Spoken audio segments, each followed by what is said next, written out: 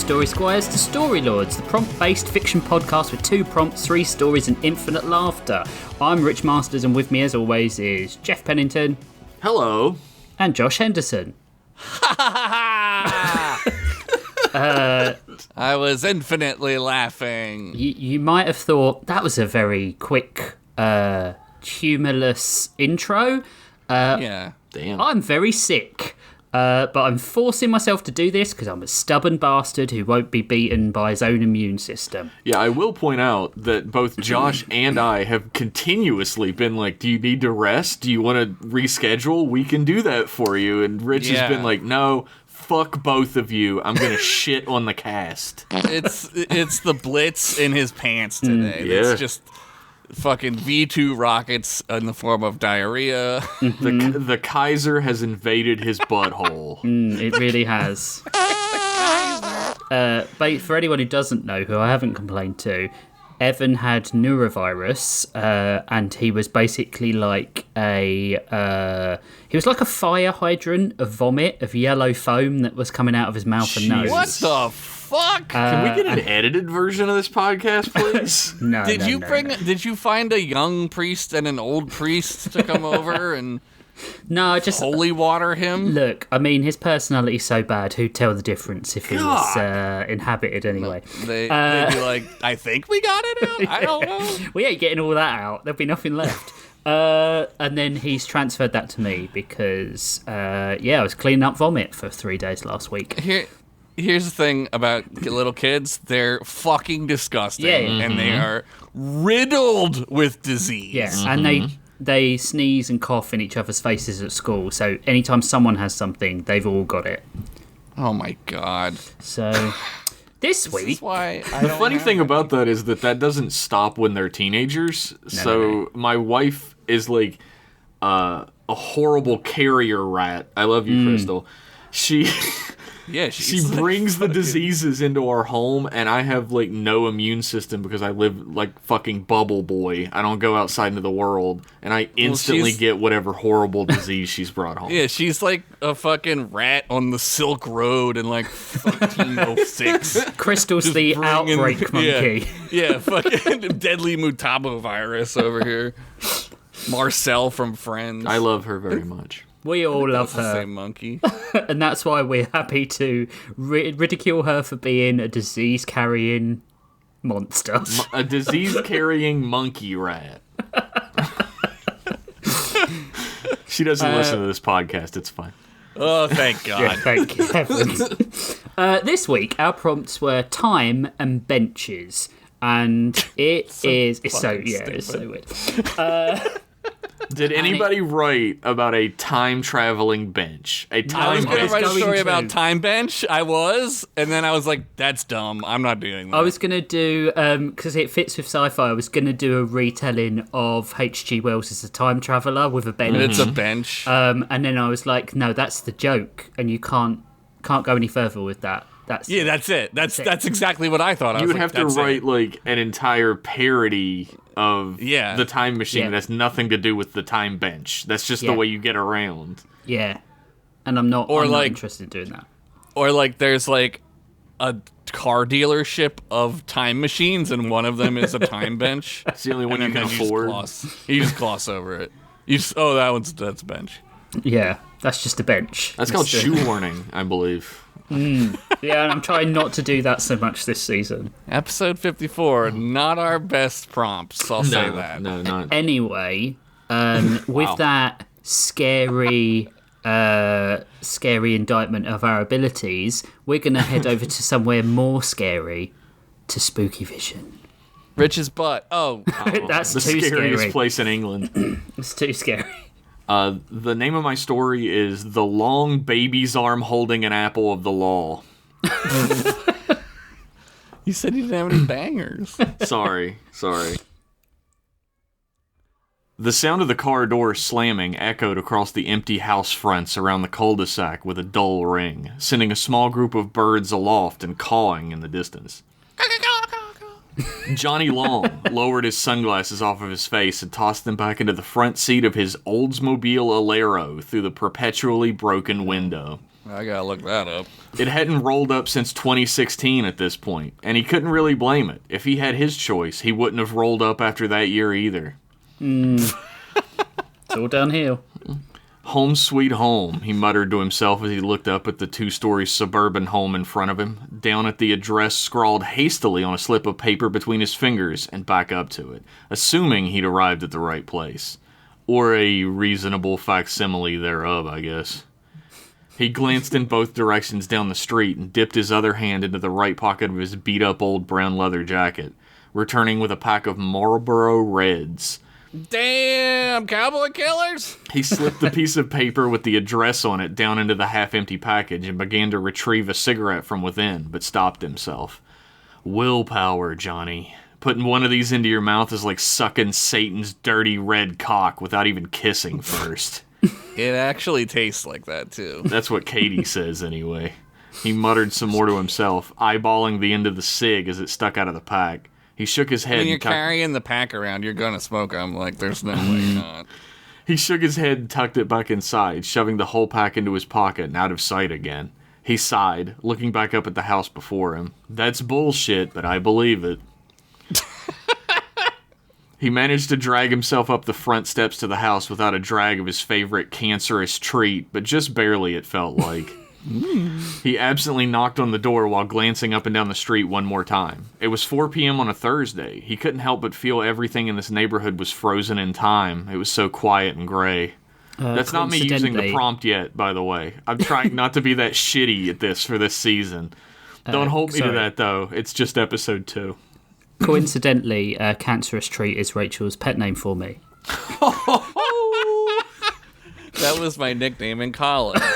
That was too good. Sorry, I didn't mean to interrupt you. That was really it's fine, it's fine. Hello? A small voice squeaked from behind the half-open door in front of him, startling him back to attention. He could barely make out a pair of steel gray eyes peering at him from the slit. Not to be confused with Yo Mama's half-open slit, even though they both have gray all over them. Oh. All right, now I want a cigarette and I want to fuck your mom. Johnny Long, I'm with the Davenport agency. You called for a consultation? Johnny said with a route practiced manner that didn't match his personality or looks whatsoever. Oh, yes, of course, the voice absently responded from behind the door before even the slit of gray eyes disappeared behind it once more. A moment passed of dim silence that set Johnny's nerves off, as if it wasn't going to open back up, before he was proven wrong and the door swung open to reveal the body to the voice. Drama. I'm Mrs. Brooks. Margaret, the thin middle-aged woman said, downcasting her gray eyes to the ground for a moment before raising them to take appraisal of her visitor. She seemed sullen, but the sight of him brought out other negative emotions in her that he tried his best not to notice. You don't look much like a private investigator. Should I have brought my fedora and high-collared overcoat? Maybe turned black and white before I headed over?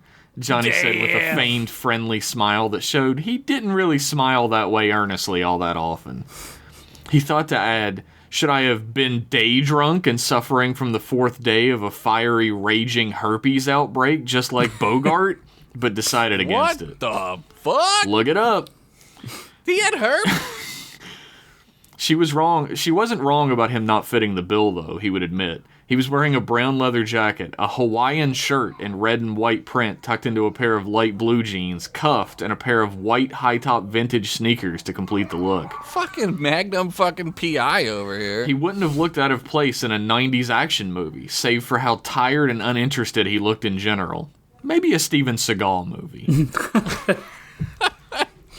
Oh, well, I suppose not, Mrs. Brooks said without a smile, but a hint of warmth around her eyes. She was wearing a disheveled sweater and a pair of linen pants over socks. It was obvious she hadn't left the house in a while. Oh, please come in. My husband is waiting in the den. Johnny walked in, hands shoved into the pockets of his jeans, and turned and waited to be led into the den. For her part, Mrs. Brooks stared out the front door wistfully for a moment, then shut it softly, before turning and leading him through the house. This bitch is weird. Along the way, he took the time to look over the photos and trophies that lined the wall of the foyer, the living room, the hallway they went down. A smiling, middle-class white family, straight out of the Brady Bunch, but without the oldest boy and girl secretly fucking. Look it up if you don't believe me. That's no bullshit. Or they are. Who knows? It's legal now, says porn. What? Says porn. Still, there was a strain in their smiles that felt slightly forced to him. He couldn't put his finger on why, though. "This is the detective," a deep, snooty voice called from the other side of the den. Johnny turned his eyes to meet the gaze of a heavy-set man of about 50, with heavy eyebrows and a slight jowliness to his face, which kept the wrinkles from setting in too deeply. "He looks like a K-pop idol who discovered meth." What? How does he know what that is? "The fuck?" Johnny said with a tilt of his head and the curling of his lip. I'm sorry for my husband. He's just so upset about our daughter. You must understand." Mrs. Brooks interrupted as fast as she could, stepping between the two men and offering a weak but apologetic smile. "Damn it all, she's right," Dr. Brooks said while rubbing his eyes with his thumb and forefinger. When he stopped, he held the same hand out to Johnny. "Dr. Robert Brooks, OBGYN. Nice. Johnny kept his hands in his pockets and looked around the room absently. "No thanks, Doc. I know how you people love slipping smallpox into those firm handshakes. You'll have to send me a blanket later like usual." Damn! Let's just go over the case if you don't mind. "Sarcasm," Dr. Brooks said with a snarl in his voice, scratching absently behind his right ear with his left hand. "The lowest form of wit, and a bastion of the witless." OBGYN, huh? Well, if it makes you feel any better, I wouldn't have shaken your hand anyway. I'm not trying to get sloppy seconds from every woman with insurance and a yeast infection in the greater Miami area. Wow. Insurance and a yeast infection? Bingo. "Please, have a seat, Mr. Long. I would like to get started, if we can." Mrs. Brooks spoke with exasperation in her voice. She swung a hand around to motion towards a high-backed chair near the fireplace, directly across from a small couch, a low mahogany coffee table between them. There were several empty coffee cups, round and white, positioned around a steel coffee pot, itself on top of a small square pot holder to protect the table from the heat. "Of course," Johnny responded, taking his designated seat. Dr. Brooks grumbled to himself honkily as he took his own seat, picking up a small pair of circular glasses and resting them on his snubbed bulldog's nose, perfectly positioned to glare down them. But I'm Cracker. Johnny cleared his throat like I am currently. Nice. Way to go. And crossed one leg over the other as he sat back into his seat. "Let's start from the beginning. Maybe talk a little less about yeast. When was the last time you saw your daughter?" "Last Saturday," Dr. Brooks interjected immediately, not allowing Mrs. Brooks to speak. He leaned forward and Easter-day. He leaned forward and began to pour himself some coffee from the pot, never raising his glare from Johnny as he did. "Madeline had come home from a date and went up to her room to get ready for dinner. We called her several times and she never came down to eat. So we chalked it up to her teenage rebellion. These kids love to be like their anarchy-loving heroes, James Dean, Fonzie, and so forth. Yes, Fonzie the anarchist. So we went on with our night. At around 9 p.m., I went up to check on her. Robert says I coddle her too much, and it just makes this phase worse, but I had to see if she was doing okay, you know?" Mrs. Brooks interjected this time, as far as Johnny could tell, as a way to save face as a parent in front of him. She didn't go for the coffee. "When I knocked, she didn't answer. I felt uneasy suddenly, like when I see a woman with purple hair in the supermarket, or a commercial about a tampon. So I let myself in, and..." She placed a small handkerchief to her lips and over her nose, casting her gaze down at the floor. "Madeline was gone." Dr. Brooks finished her thought, leaning back into his chair and sipping at his coffee. "Did you file a missing persons with the police?" Johnny asked, rubbing at his chin absently. "Of course we did. Do you think we're negligent parents or something?" Dr. Brooks barked out. gripping tighter in his anger onto the ring of his coffee cup. "I doubt you would know the first thing about raising a child, Mr. Long." "I'm more of a cat person," Johnny responded nonchalantly, which only caused Dr. Brooks to fume harder. He chose to ignore it, enjoying watching him go from lily white to beet red. "The cops haven't been able to come up with anything?" "No, not yet," Mrs. Brooks said, crestfallen. She wrung her fingers around themselves with the handkerchief in between them, staring down at the folds and patterns she was crafting with her anxious energy. "You said she was going through a rebellious phase?" Johnny asked, shifting his weight and uncrossing his legs in his seat. "Yes, though that isn't any of your business, nor concern," Dr. Brooks snapped back in his most prim tone. This guy did it. "Sure," was all Johnny said in return, not even looking at Dr. Brooks, simply watching Mrs. Brooks' reaction. She had winced at the question. "Mrs. Brooks?" "What are you?" Dr. Brooks began with fury in his voice before Mrs. Brooks cut him off and began speaking in his place. "Madeline had been sneaking out at night to meet up with her friends. I'm not sure what they get up to, but I think they're a bad influence on her. They're probably indoctrinating her in the rap music and cigarettes." I thought you said rap music. That's the music Crystal listens. Oh, no.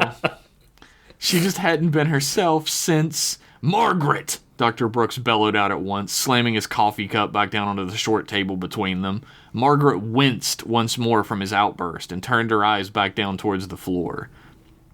Johnny looked between them, back and forth, and then muttered, "Well, I'm not a marriage counselor. This Ike and Tina Turner stuff is outside my purview." Holy shit. "I just have one more question, if you don't mind." "Mr. Long, you have been impertinent since you arrived in my home, and I do not appreciate it. Your Davenport agency came highly recommended to me from my associate, but you are not living up to the sterling reputation your employers have put forth," Dr. Brooks said with an even serious tone, trying to suppress the anger boiling up inside of him. "I demand you apologize this instant, or else I'll be contacting your superiors and going ham."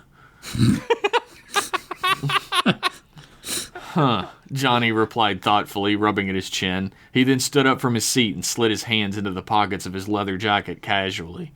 "Going straight for the let me speak to your manager, huh? Way to live up to the stereotype, Dr. Karen." Yeah, fuck you. Still, I will let you know that I have the highest record at the agency for successfully closed cases and a specialization in missing persons.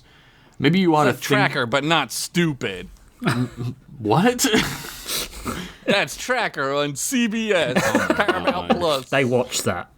Maybe you ought to think bland, spiceless thoughts and calm down long enough to realize that maybe your daughter's life could be worth a little indignation from an uppity Asian boy like myself. What do you think?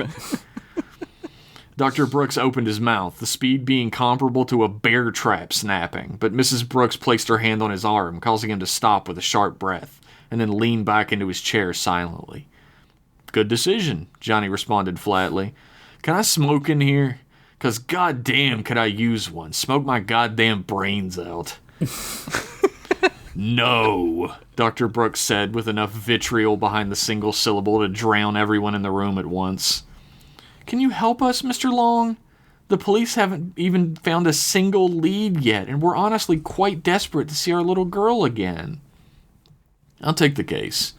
I charge $200 a day plus expenses. Natalie Myers at the agency will send you an itemized list for billing. I'll need as much information as you can provide to us as possible, as well as access to records, photographs, letters, statements, whatever you got, official or not."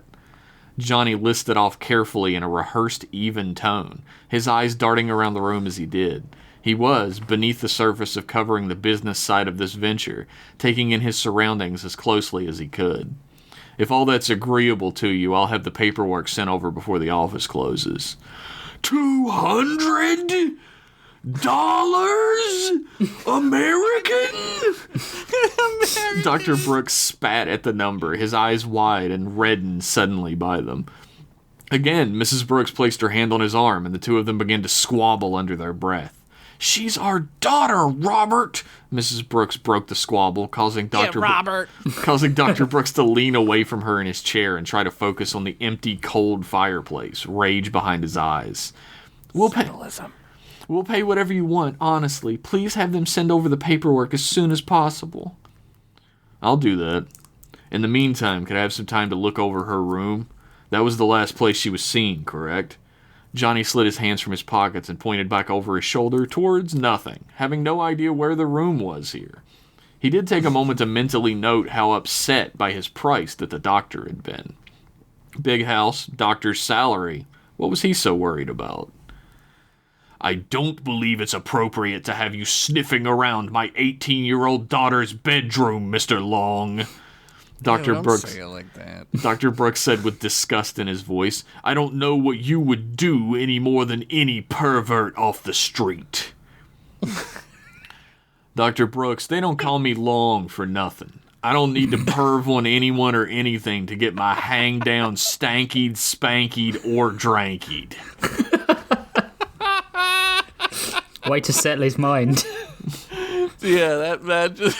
Not to mention, I much prefer the company of more mature women, Johnny said with a slight smirk. Like Margaret. But hang down, Dr. Brooks stuttered, mad yet again. Yes, you may. Her room is just around the corner, past the bathroom. It's the one with the flower on the door, Mrs. Brooks said with a slight distant smile on her features. She pointed to the direction, and Johnny was on his way. Hang down means penis. He leaned over and whispered to Dr. Brooks as he passed him. I know it means penis, goddammit! Dr. Brooks shouted out in indignant response. What is wrong with you today, Robert? Mrs. Brooks instantly reprimanded him. Johnny was long gone around the corner by this point. He stood for a moment in front of the door with the flower on it, a large vinyl decal that had been well worn over the years it had been planted there. Probably when she was much younger. Still, one thing that caught his eye almost immediately. There was a hefty door lock on this door, and it wasn't on the inside like every other lock he'd glanced at since he'd arrived here. It was on the outside. Oh. And there were many, many scratch marks around the keyhole. It reminded him of that moment. It reminded him at that moment of all the scratch marks around Yo Mama's hole. Not her keyhole, her bee-hole. What is going on? She got all kinds of freaky back there, dude. God damn. That brown looks more keyed up than a cheater's car after divorce papers get served. Jesus Christ. Not her keyhole, but beehole. That's something we should put on a t-shirt. His examination was interrupted by a small squeaking sound, which drew his attention immediately.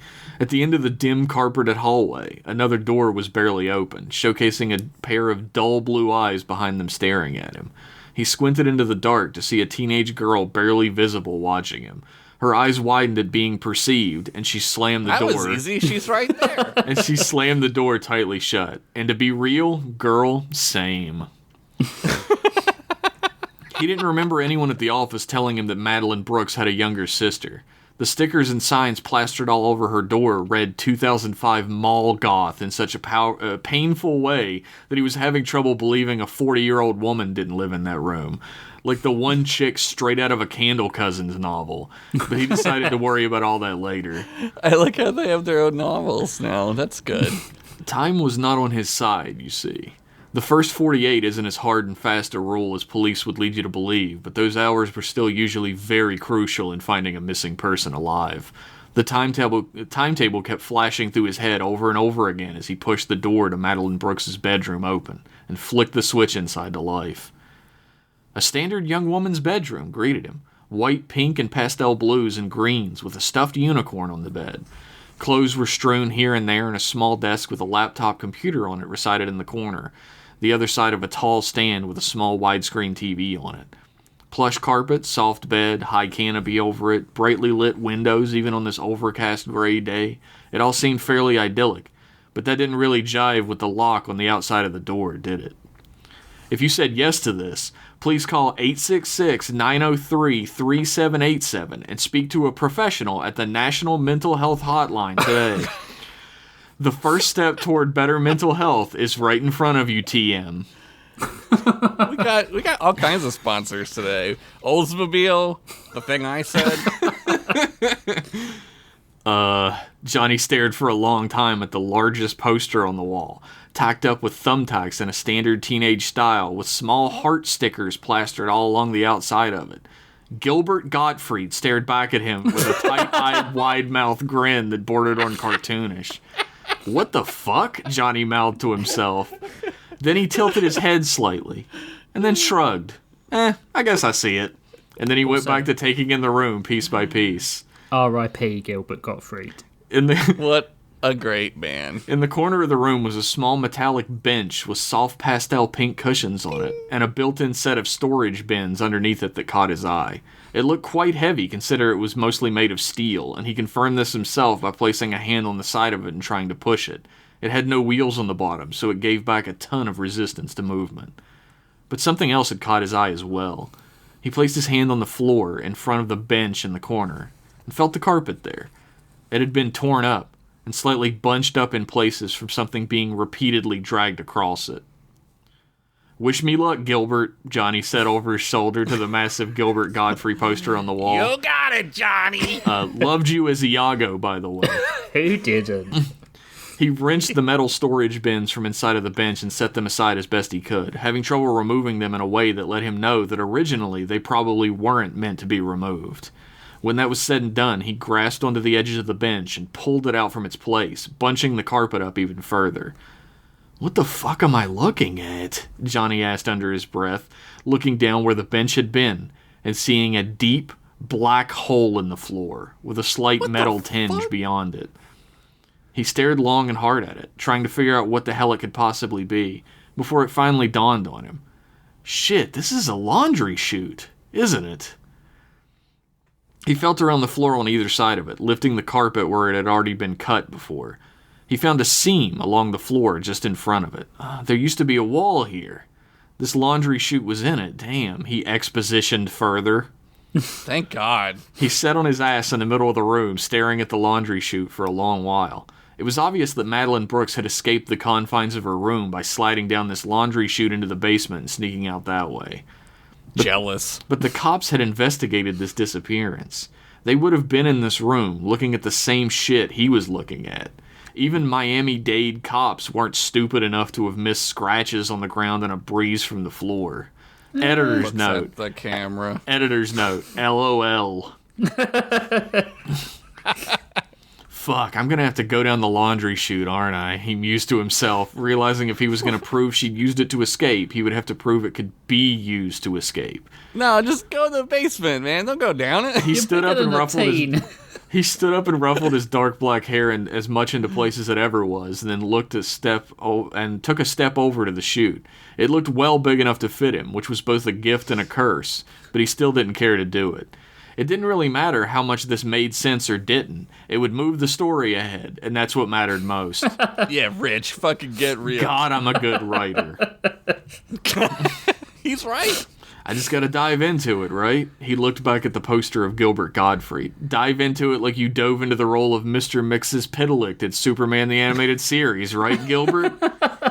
Man, you're picking all the top roles he's done. With his confidence bolstered, he turned his body around and lowered himself by his grip on the sides down into the human-sized hole in the teenage girl's floor in her room that locked from the outside.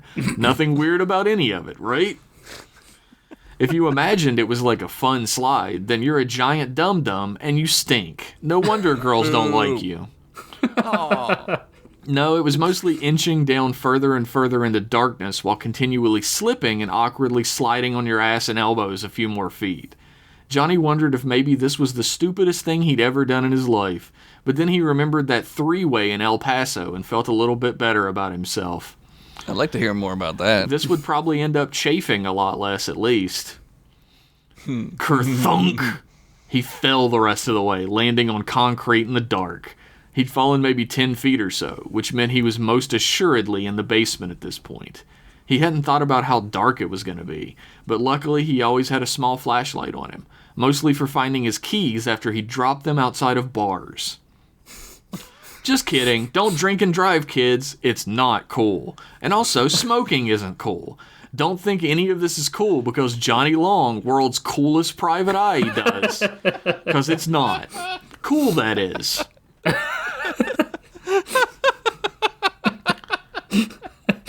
Because it's not. Cool, that is. Fuck my ass, he groaned out, pulling his miniature flashlight out of an inner pocket inside of his leather jacket and flicking it on. I don't mean like, fuck my ass. That wasn't an invitation for a freaky-ass ghoul or anything. He shone the light around the room. It was a basement, all right. Basement-y as fuck down there for real, dog. Shelves lined with you're a good writer. Shelves lined with tools and toiletries, cobwebs, a big old mirror propped up against the wall where the boogeyman will pop out and scare the shit out of you, but then when you turn around to see him, he's not there anymore. It had all the normal trappings of a suburban basement. That's what the fuck? Including a door to the backyard with a lock on the correct side of it this time. That's how she did it, Johnny said, pushing up to his feet and keeping his light on the door. Johnny Long, your genius surprises even me. Also, how big your dick is. Shocks me every time I pull down my pants, like in Memento, he said confidently, congratulating himself. But his reverie was short-lived. Ooh. A deep, guttural growl hung low in the dank air of the basement, causing Johnny to freeze in place, his entire body stricken by fear. He swung his small light around frantically, finding nothing but darkness and Pledge furniture cleaner on the shelves to see before him. Who's there? I kind of hope it isn't Madeline, because that's really going to shine a light on how fucking incompetent the cops are. I mean, ACAB, really, fuck them, but I'll still feel bad for the girl. Johnny continued to mumble to himself, basically having a conversation in the dark with some kind of boogin about. A radio in the corner of the room, probably from the 1980s, covered in dials of silver and black, suddenly shot to life, hissing out a loud static into the room which made Johnny jump 10 feet in fear. The hissing radio crackled and sparked with sound, some kind of signal trying to break through the airwaves. There are 2 moons. The crackling, hissing, distant voice on the radio boomed out. The voice sounded distorted and reversed almost, like a song playing backwards. We are watching. The voice hissed out one more loud squeal and then instantly went dead. Alright, is this a fucking mystery story? Or Johnny started but was instantly cut off. One of the shelves came crashing down to the ground next to him, causing him to wheel around as fast as he could in that direction. He couldn't make out what it was, but he saw the black shape of a figure in the darkness amongst the shelves, a strange reflective gold flaking off of its body at its joints and extremities. The figure turned to face him, but he could still not make out any features on its face, simply 2 deep-set eyes in the darkness which stared at him wide. Cricket Man! Reflecting the light of his flashlight like a wild animal in the woods. The thing grabbed onto a shovel in the corner as best he could see and drew it back like a javelin, readying to heave it through the air with precision all at once. Johnny barely had a moment to throw himself out of the way, landing with a heavy thud on the concrete basement floor just out of sight. He struggled to keep the light on the figure as it moved through the dark, all the while digging in his jacket with his other hand frantically. Finally, he withdrew that hand, his fist tightly coiled around a snub-nosed .45 revolver, which he instantly squeezed the trigger on, firing off a single round into the barely illuminated blackness in the room. A surreal, inhuman screech filled his ears, causing him to drop both the flashlight and the gun onto the floor and cover his ears with both hands to stop his eardrums from exploding from the pressure. Practice gun safety, please. Thunk. The basement was suddenly flooded with light, Johnny's eyes squinting into it as hard as he could to see what was happening, but he was completely blinded by it. What the fuck is going on in here, Long? You grab-assing? The familiar shitty voice of a piece of shit broke through the sudden silence after all sounds had ended. Dr. Brooks stood with the back door to the basement open, his eyes narrowed and teeth gritted in anger. Did you fucking fire a gun down here? There was somebody down here, Johnny called out, snatching his gun and flashlight back up in one hand each and turning them around the room frantically. But he found nothing, just a knocked-over shelving unit and a broken mirror in the darkness. with a single bullet hole in the middle of it. Mr. Long, are you okay? Mrs. Brooks appeared behind her husband, her handkerchief tightly held to her mouth. Yeah, I'm fine, Johnny sputtered, slipping his pistol back into his inner jacket pocket and clicking his flashlight off. Just a little embarrassed. The agency will pay for that mirror. You're goddamn right they will! Dr. Brooks bellowed out. Now get the fuck out of my basement! Right. Johnny walked towards the exit, but stopped for a second. He saw from the corner of his eye a glint of something out of place on the hard gray concrete floor of the room. Right in front of the mirror was a small puddle of strangely thick purple ooze, exactly where he had fired was before. Here. Yeah, it's out my butt, sorry. Wow. Mystery solved. The true horror of the episode. Till next season. There was a strangely thick purple ooze exactly where he had fired before. He turned his eyes to Dr. Brooks, who still looked pissed off and was glaring him down, tapping his foot, waiting for him to leave. But when he turned his eyes to Mrs. Brooks, she too was staring at the puddle of purple liquid on the floor. When she noticed he had seen her, she immediately turned her eyes away from his. Stop noticing things narratively and get the fuck out! Dr. Brooks yelled. Fine, Johnny said, his calmness returned to him. I'm gonna head back to the office and fill out a report. Apologies again for the mirror. He stopped as he exited next to Mrs. Brooks and placed a hand on her shoulder. We're gonna find Madeline. Don't you worry. She smiled a kind of practiced smile, someone who didn't smile that way much would do. Johnny recognized it immediately and took note. His time to find her was short, for certain. But as Johnny Long walked away from the big, cold, empty house, all he could think about was not where Madeline Brooks was at that moment, but what had Madeline Brooks gone through that drove her to go there to begin with. Plus, now he had to find the dastardly criminal who had pissed in his pants. Just kidding. He'd never piss his pants. He's way too cool. Or is he? Call in now to vote. 1-800-95-JENNY for yes. 1-800-HOT-TITS for a good time. The end. Wait. Let me write that down really quick. 1-800-HOT-TITS. Hot tits. Don't do hot tips, that's something else. It's different. That's the TRL hotline. Totally different. Totally real giant tips. That was great. It was that great. was like Stranger Things and Who Killed Laura Dern. Yeah, there is a little bit of Twin like Peaks that. in this season story that I'm working on. Also, he's got a really good Frankenstein PI, but in modern times energy to him.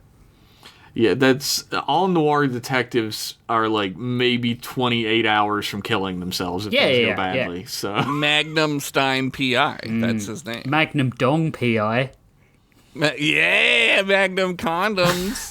That's the only one I can use, am I right? Fellow giant wiener sufferers. Am I real having giant wiener guys? Now, of course, I include myself in that, of course. But now we've met the framing device for this story for this season. Johnny It's the Long's dad. investigation.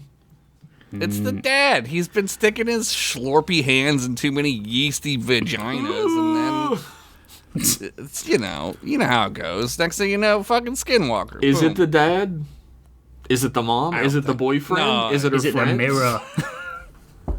This is like Knives Out, but better. Is it the mirror? That's a good question, Rich. I mean, it got shot. It's always the mirror. Is it Gilbert Gottfried? Can't be him. Now, R.I.P. Gilbert. I would never bring back a celebrity as a horror monster, or would I?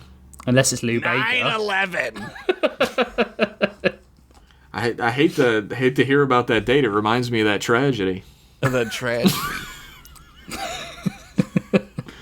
Now, hopefully you guys enjoy Johnny Long, because he's going to be doing the investigation that leads you through this part of the season. I love Johnny I liked Long. him. He smokes and has a gun? That's cool as shit. No, it's not. It's not cool at all. I Josh, said did that. you not even listen? I heard it was not cool. It's not cool that is. Cool that he does that. It's not cool. What? Look, I put a real disclaimer in this story that no one can hold against me. It is not cool to smoke cool cigarettes or have a cool gun. Yeah. And to look cool doing Or to it drink or and be drive. super cool. None of that's cool. Or to shoot mirrors. Don't do that. 7 years bad luck.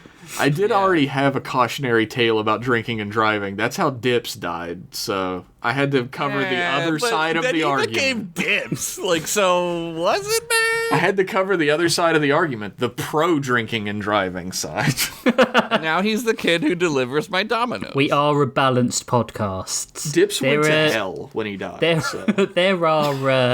There are good Fair people and on balanced. both sides of the drink drive argument. Oh, jeez. Look, there are good people on both sides, is what I always say. Oh, my God. Better get our story straight for the new incoming government. Guys. That was great, dude. Awesome. Thank you. Yeah. Thank you very much. That was great. I feel like you mentioned moons in your first story as well. He did. I mentioned a couple things in that story that came up in this story.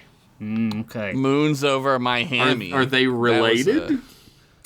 I mean, Seems maybe. like otherwise it's really lazy storytelling. Shut the fuck up. Do I know anything about Miami to be setting a story there? No, I don't.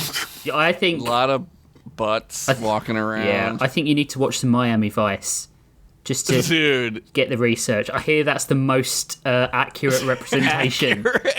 Yeah, it's only 40 years out of date. Yeah, it's still like that. But I don't think Miami has changed that much. Yeah, It's gone backwards, if anything. Damn. It would seem futuristic. I have this joke that I want to do, but I keep forgetting about it. I need to write it down about Miami. We'll get to it. We'll get to it. Diamos on Miami. Yeah, I don't speak Spanish. You could I don't know listen what he to says. Will Smith's song. There you go. That's the only research you need to do. Check out Willennium in stores Look, now. who are you talking to thinking that I don't know Willennium? This guy he wrote half of it. I've been getting for jiggy him, with probably. it since before the Willennium. So, Since parents didn't understand. exactly. Since Nightmare on My Street. That's what inspired me to become a horror writer. All right. 1 story down, 2 to go. Can we keep up the same quality? Can we? No. Okay. All right. We'll be back. We'll be back for part 2.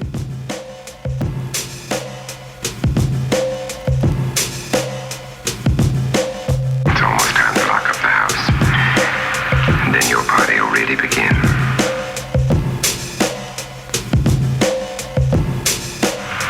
I wonder how it'll end.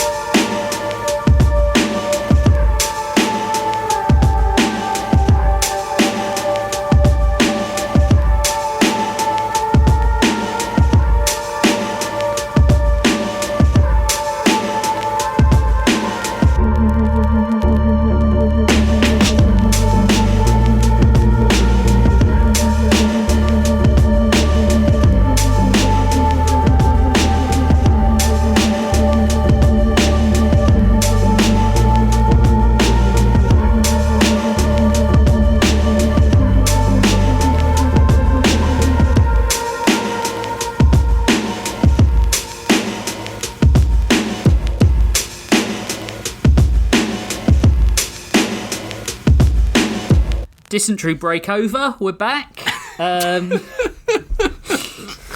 If you thought Jeff's story was scary, you had no idea. Speaking of... Imagine if the boogin and the ghoul were coming out of your ass. Rich. Wow. Yeah, other Jeff. Yeah. Yes, Pop. Rich, stop drinking out of that one well that they traced all the cholera back to back in 1870 or whatever the fuck. I took a bunch of antacids in the break as well to hopefully stop all the bubbling that is happening in my cauldron of a body.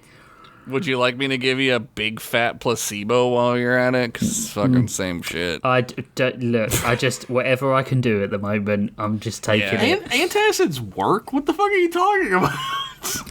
Yeah, I don't know. It might be too late for that. Is all I'm saying. You might be past the Rubicon here. He's like throwing fresh water in an ocean of piss at this point. Like it's not gonna fix anything. It ain't fixing it. Yeah. Yeah, but at least it'll be diluted piss. Yeah. I mean, So that's how you got to think of it. I've been trying to kill it off with Diet Coke as well. That's not happening. No, that's the opposite, as a matter of fact. Well, you just drink fucking piss, dude. Well, the acid helps, and it's a diuretic. So actually, like if it gets it out of me quicker, then I'm fine. You're trying to shit more? Yeah, no, I just want it gone. Diuretic means pissing, not fucking shitting. Okay. Right. Anyway, part 2. Dr. Henderson? Jeez. Look. I'm an OBGYN whose daughter was lost to a skinwalker. I think I know what I'm talking about. Well, we'll see, I guess. Well, I mean, he's already come up with a little mini story in the intro to the story, so why doesn't he just continue? Let's head over to Daranos. Yeah. My episode is called Bench Please. Man. God's sake. That's not me like shoehorning the one thing in. There is a bench. Is a bench in Daranos when you get bit by 2 bapples at the same time? I was gonna do that, but then I didn't because I couldn't fit it. Is it anything like an Eiffel Tower? Yes. London Bridges by Fergie also. I meant the sex position. So I think London Bridge. Sorry, not London Tower. Wouldn't it be really funny to shoehorn in the prompt in the title though? We got to do that at least once. I feel like somebody's had to have done that, right? No, I don't think we've been that obvious so far. No, not yet. Oh, Wait until we get a really bad one. Like really this one's bad pretty one. Like frogs. This one, frogs and socks or whatever the fuck it was. Hey, thanks again, you guys, for helping to bury me, said a now skeletonized fishman who both Ugla and Axe had eaten over the course of a few days. No problem, Aurelio, Ugla said. She was using an old shield to shovel some sand and dirt over Aurelio's face and bones. Thank you for letting us eat you and stuff, she said with an embarrassed smile. I mean, I didn't really have a choice, Aurelio replied.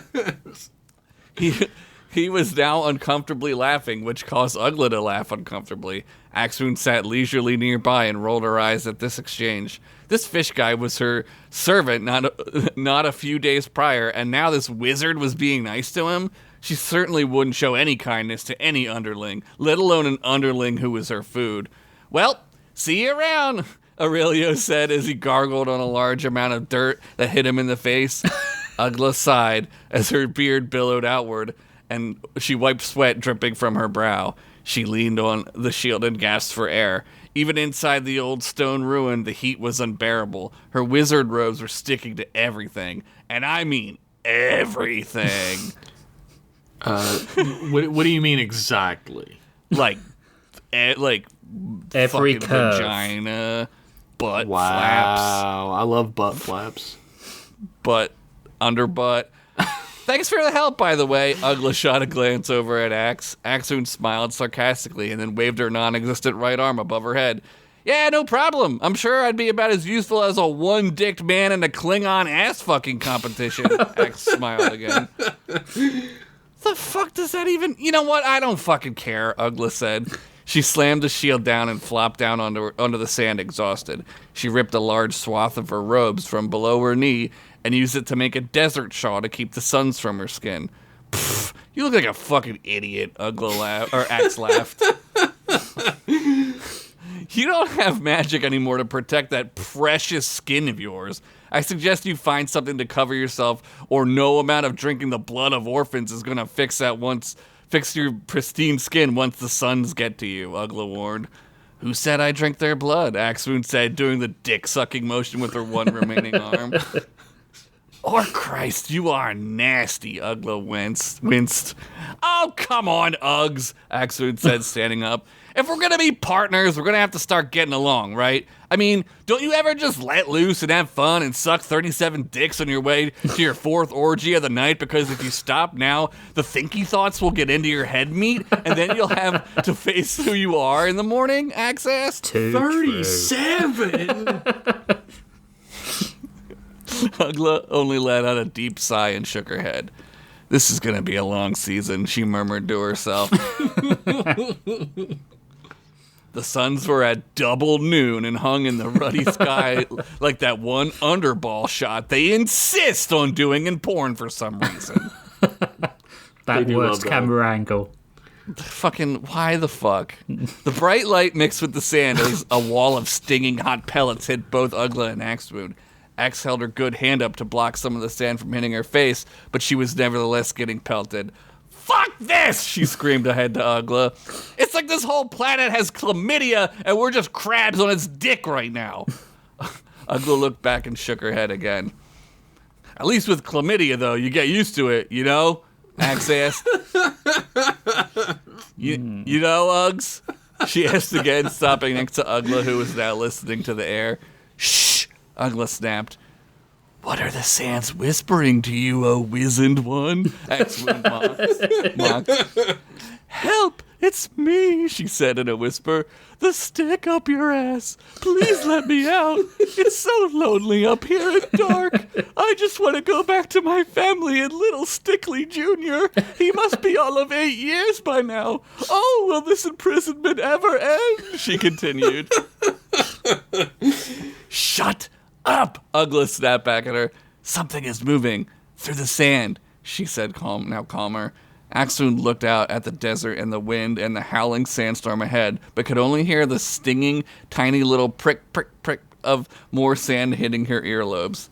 I don't hear any. Whoa! Axoon was cut off by the ground literally opening up beneath them.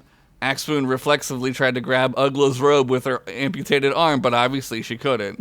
Ugla gripped at the sand, which was now flowing downward into an abyss, like the sands of an hourglass. These were the days of their lives.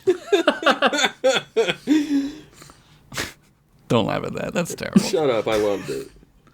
They fell into the quicksand, which is a very real thing, and don't listen to Kevin Cole, who says it's not. That dude wouldn't know quicksand if it swallowed his TRGW. Great. Now I'm thinking about Kevin fucking a sand monster. How am I supposed to work like this? I'm calling my agent.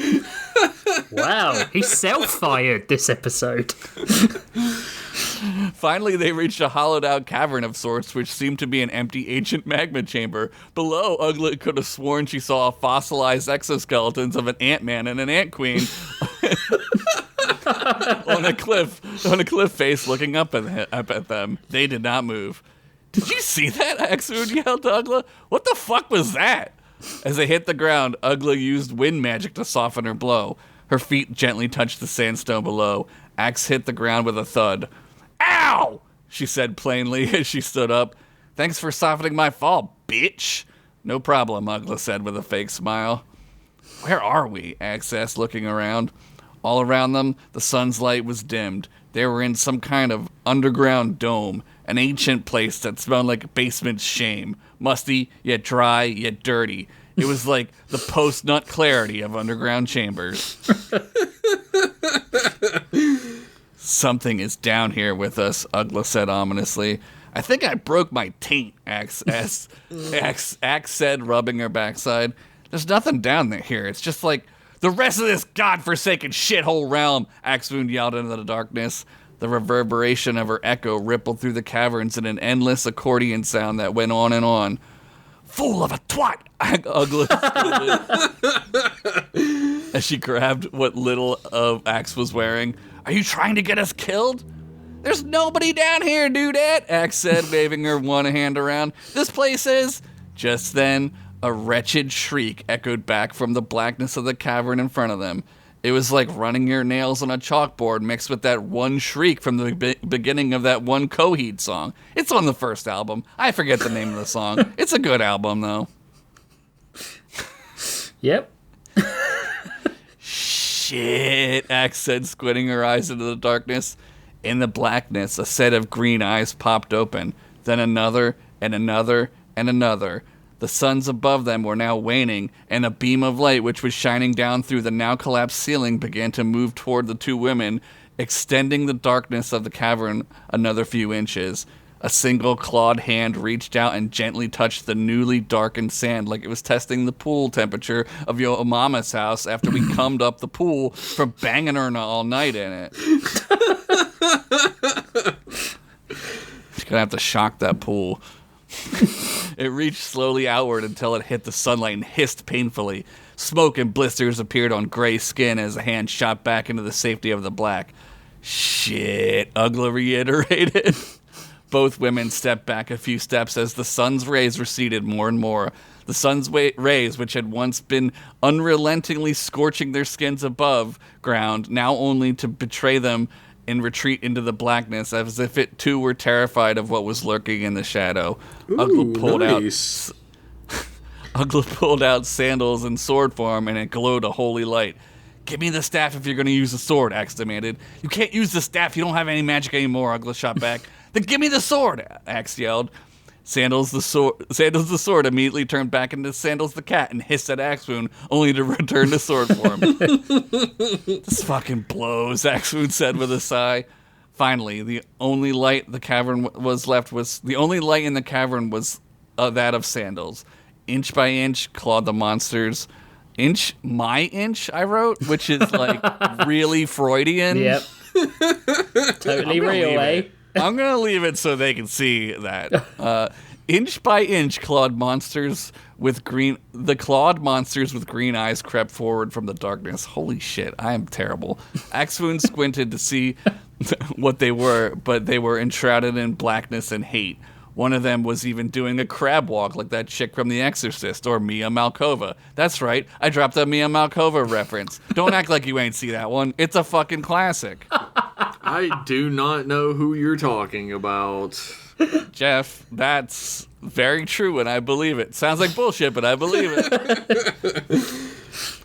Axewound looked around her feet for something, anything to use as a weapon.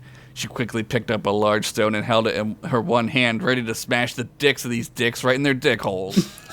Poetry. But then another rumble began, as if the cavern itself had eaten too much Chipotle, or any Chipotle for that matter. "Shit!" both women yelled as the ground again began to fall beneath them. This time they both hit the ground with a thud, with Ugla having no time to use her magic to soften their blow. "Must have been a load-bearing rock," Axe said, tossing her improvised weapon aside. "Run!" Ugla shouted. Soon both women were running headlong through the tunnels and ancient throughways and other synonyms for underground tubes.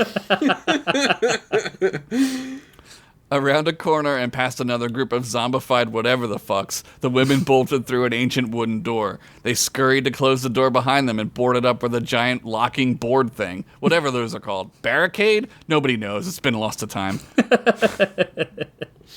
I do believe you're right. It is barricade. No one knows, No, Jeff. but it's been lost to time, Jeff. You're right. I apologize deeply. They leaned against the door and panted. Ugla turned to look at Axe as Axe began to laugh. This caused Ugla, for the first time in a long time, to also laugh. Axe was full-blown cackling now and doing the suck-it motion at the door while yelling, "Lick my clit, bitch!" over and over again. Yeah, and suck my tits, Ugla replied while pretending to doggy-style the air, imagining like she was fucking the zombie or something. It wasn't exactly clear.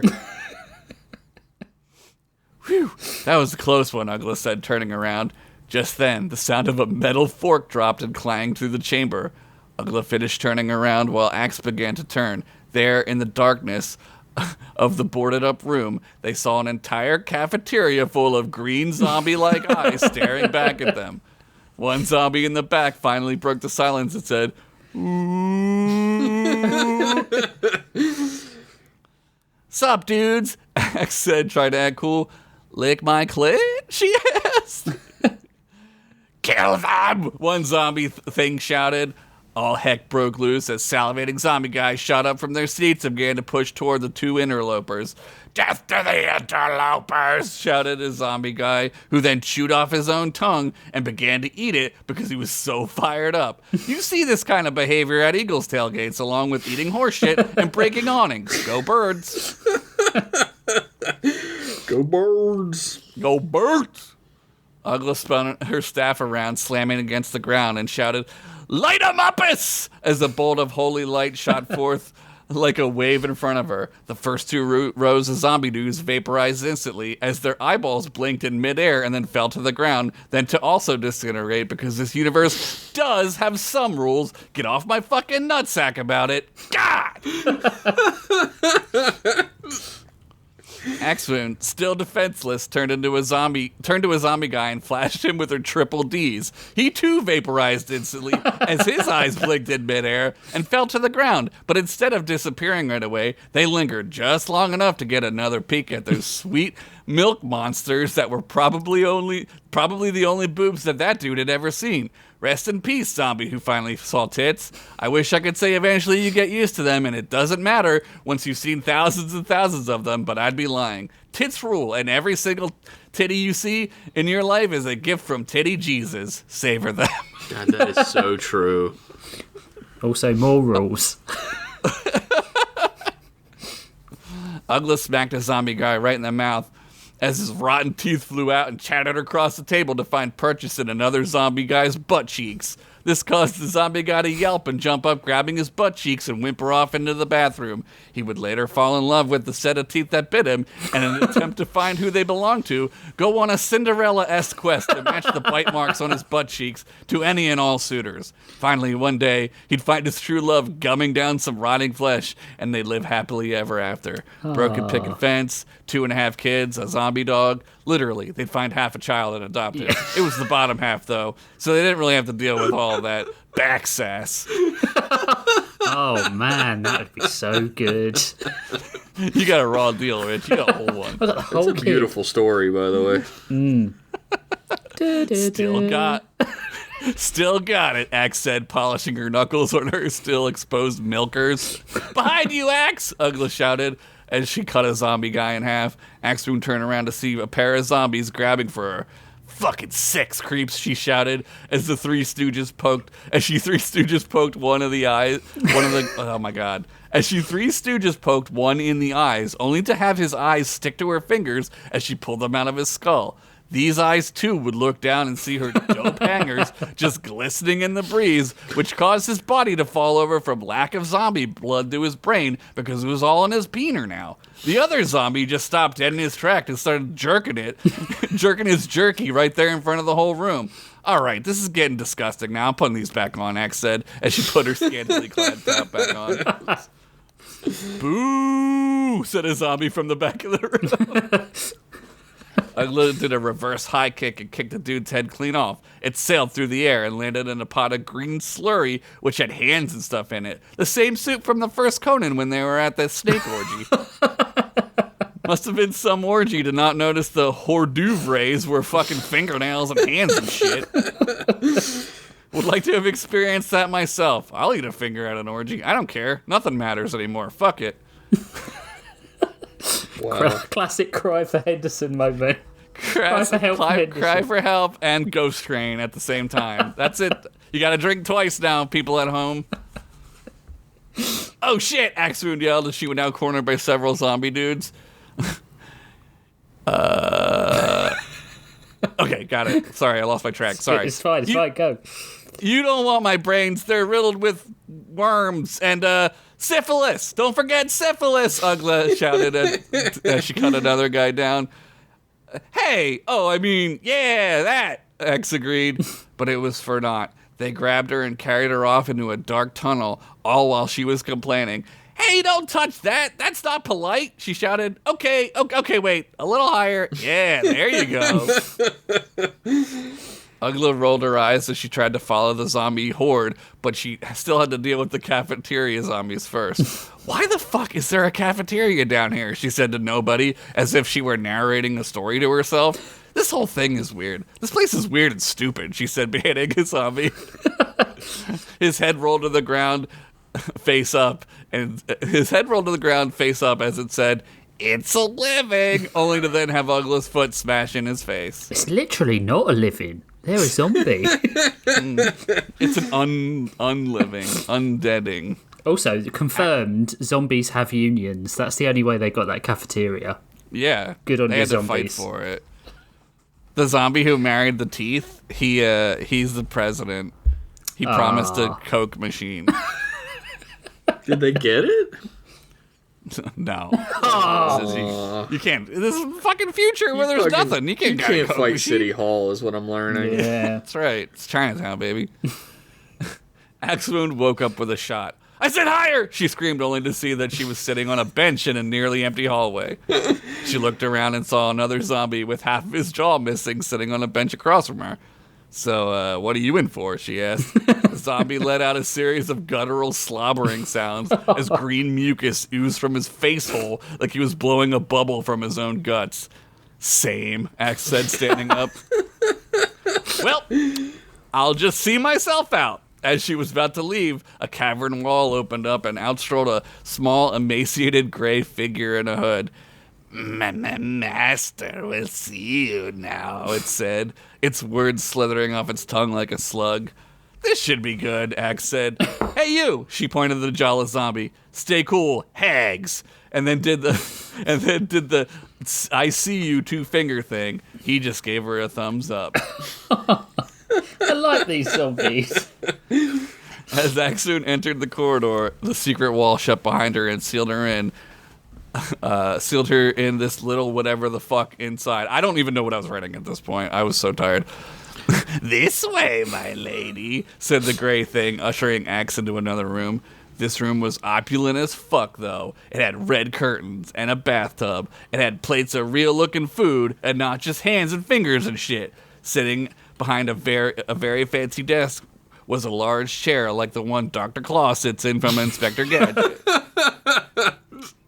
"That will be all, Giggles," a voice said. Oh, no. "Yes, my master," Giggles said as he left the room. Slowly, the large chair turned around, and it was Boris? Axewound shouted. What the To be continued. I was like, there's no way. Rich gasped. I was like, no, I'm not falling for that shit. But it's true. I don't know. Is it true? I guess we'll see. That was so funny. This is my favorite duo ever. Yeah, they're really good. Ugla and Axewound. What I'm worried about is you're going to be so tempted to just keep writing them forever. You're going to forget about all your other characters. I thought about that. I didn't know if I wanted to make them like funny like this right away, but I think it just makes sense. It works. Right? It worked from like the first second you put them together. Yeah. And also, there are rules in this setting, people. You have to understand. There are hard rules in this setting. Hard-ass rules. Fast rules. Thick, eyeballs hard, veiny rules. I love them together. Thick, big, juicy, veiny, milking rules. That was good as fuck, man. I do love a good comedy fight. Yeah. Like a barroom brawl. A lunchroom brawl. Cafeteria brawl. Mm-hmm. Unionized cafeteria zombie brawl. Everyone head to the cafeteria at 3 p.m. We have a unionized comedy fight. I am somewhat questioning how cafeterias only exist in England if you have a union. Well, I mean, they don't. You know what, like, UK employment laws are like. If you don't have a cafeteria, you're going to get sued in about 10 seconds. Yeah, it's just like that for them. Yeah, but, like, I assume this is, like, it's a zombie world. It's like the worst of the worst. You're not getting anything without a union. Well, they didn't get the Coke machine. Well, you can only go so far. I'm gonna be having nightmares about them losing the Coke machine for months. I wouldn't worry too much about it. They might get a Coke machine next episode. You never know. They need to petition Boris? I don't know who they're gonna. I don't know. Oh, no. I saw Boris Bloodsuck die myself. I was there when he fell. Where were you when Boris fell? This is like Crying. the 9/11 of our generation. I was Worse crying. than 9/11. I could just 10, feel 11. the excitement in Rich when, like, you said something in that dumb Dracula voice, and his entire body just shot upright. You mean his real Dracula voice? I don't understand why you would. In that stupid, ridiculous Dracula voice. Overly Baltic voice of yours. I'm not I was initially very shocked and pleased, but I'm not going to get my hopes up because I know Henderson is toys with my emotions with these things. This is Boris Bloodsuck's sister, Doris Bloodsuck. Doris Bloodfuck. No, your surname doesn't change if you. I love that they don't have the same surname. I think we've all been there, though. Am I right? Stepsister. Doris Dicksuck. Well, I mean, you're like just writing creating. my next I was going to story, say you're creating characters for him. Do all the work for me. Fuck, dude. Yeah, I love that. Thank you. So good. I didn't think Axewound would be my favourite character again. Like, Yeah. I thought she'd run her course a little bit, but she's got so many miles left in her. Thanks to those Triple D hangers, I guess. That's what like professional whores are known for, having True. so many miles left. True. More. Why would you think they're nothing but survivors? You So know? gas who in the plays tank. Axewound in the live-action version? Mia Malkova? I don't know. Can she act? I don't think so. I mean, Can any of them? can she do the crab walk, dick suck thing that she does? That's what I was referencing. If you didn't know, No, If- I have no idea. I know you didn't know. I have no idea. I don't even know who that is. Yeah, that's Put yeah. on? What is that? What type of You corn is speak that? of? What prawn is that? All right. Too much talk about porn. We're off for a break now. We'll catch you in a bit. Or Yeah, not enough. 5 to 10 minutes. Plus refractory period.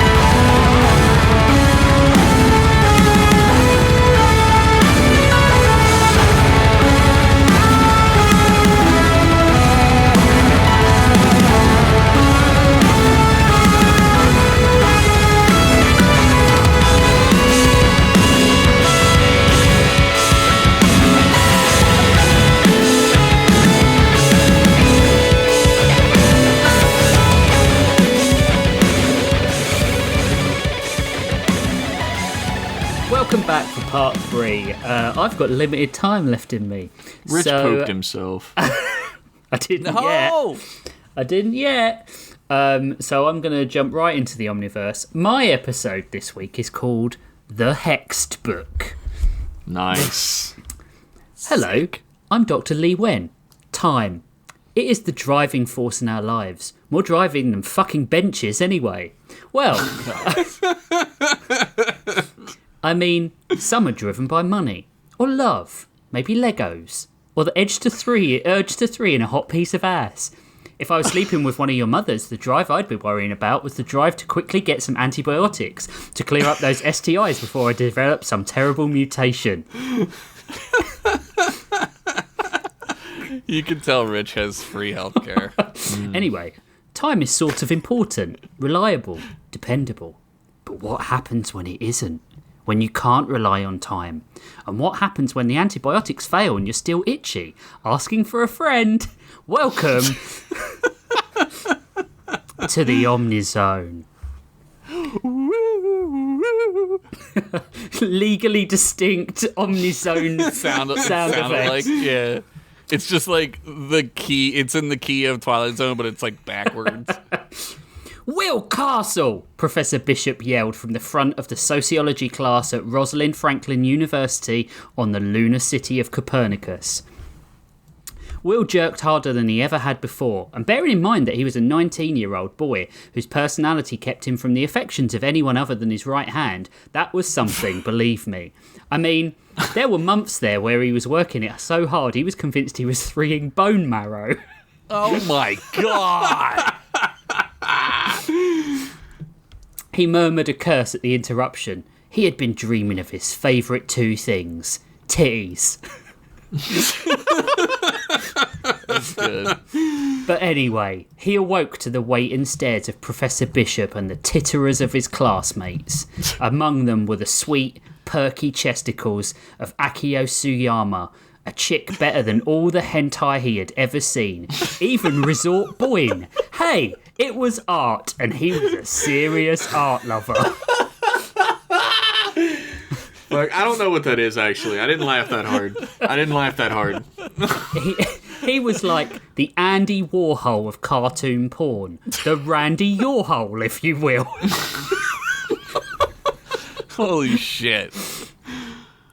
But anyway, Akio was like every wet dream you ever had, plus all the kinks you didn't know you had, poured into the frame of a hot, defined Asian bod. Lord's notes, she had many other defining qualities, including a killer sense of humour and a generous and kind nature, but Will didn't know or care about any of that shit. Yeah. Listen, a student of your ability cannot afford to fall asleep in lectures, Mr. Castle, the professor sneered. Will pulled a sneer of his own. And a school with this balance sheet can't afford to alienate the sons of wealthy donors. Whoa! Oh my god. If you hadn't realised yet, listener, Will Castle had all the charm and grace of a used sheet of toilet paper.